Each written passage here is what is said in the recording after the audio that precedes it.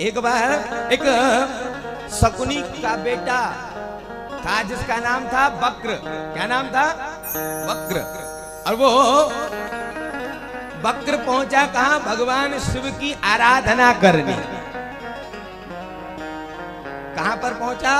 कहा कैलाश के पास में। और पहुंचा महाराज वहां पर आराधना उपासना करने लगा।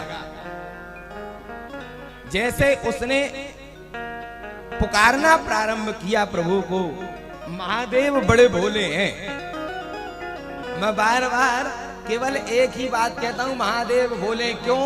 ये अभी देखना, इनको ये पता नहीं है कि मैं क्या दे रहा हूं क्या नहीं दे रहा हूं। ये वक्र ही आगे जाकर भस्मासुर बनेगा और यही हाथ रख देगा महाराज। क्यों?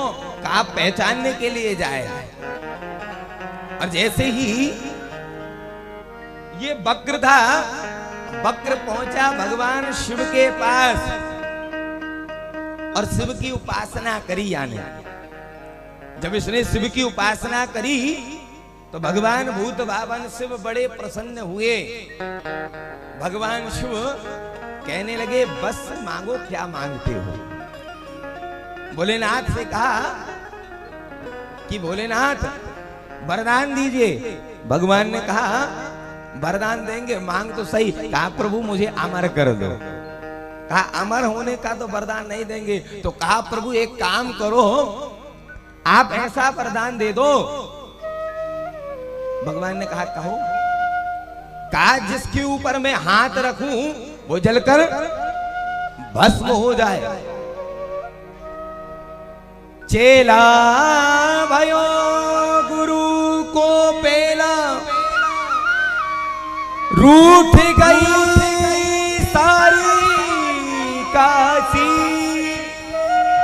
और भस्मासुर के डर के मारे भोला भागे कैलासी।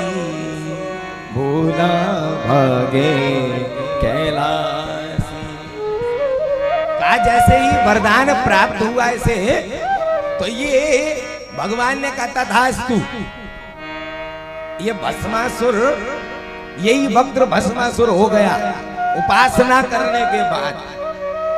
क्यों? इसे उपासना के बाद इसको एक ही आशीर्वाद मिल गया, तुम जिसे भस्म करना चाहोगे, जिस पर हाथ रख दोगे वो भस्म हो जाएगा। इसीलिए इसका नाम हो गया भस्मासुर। बाकी ये शकुनी का पुत्र बेटा वक्र था। अब जब भस्मासुर चल तो दिया, कुछ दूर आया, मन में विचार आया कि अगर मैं अभी आया हूं ऊपर और नीचे पहुंच गया, पता नहीं नीचे जाकर वो आशीर्वाद सच्ची है कि नकली, क्या जाने, कोई कौन जाने। तो क्या करूं, किस पर आजमाऊं? तो वापस लौटा भगवान शिव के पास। काहे भोलेनाथ, का क्या हुआ बता?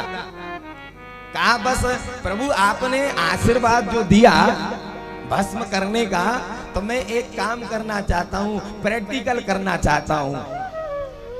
भगवान शिव ने कहा क्या करेगा? कहा प्रभु मैं आपके ऊपर हाथ धरना चाहता हूं। आखिर आपका जो आशीर्वाद है वो मुझे फलेगा कि नहीं फलेगा। जैसे ही हाथ रखना चाहा महाराज, भगवान शिव कहते हैं और सीधे भागे डोले काशी महाराज। चेला भयो गुरु को पेला। अब महाराज चेला बड़े खतरनाक होते हैं।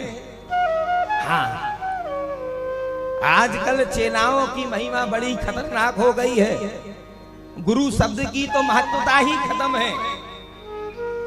व्यक्ति गुरु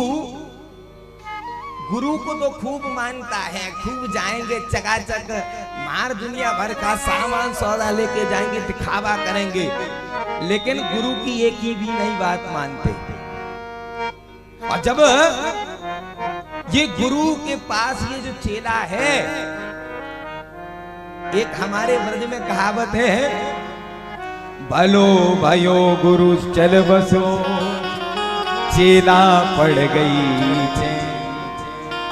चेला जो है बाद जब गुरु चले जाते तो उन्हें वो तसल्ली पाते हैं, क्यों कहा अच्छा था गुरु जी चले गए भैया, क्यों कहा अच्छा अच्छा खाने के लिए रोज रोज देने जाना पड़ता था।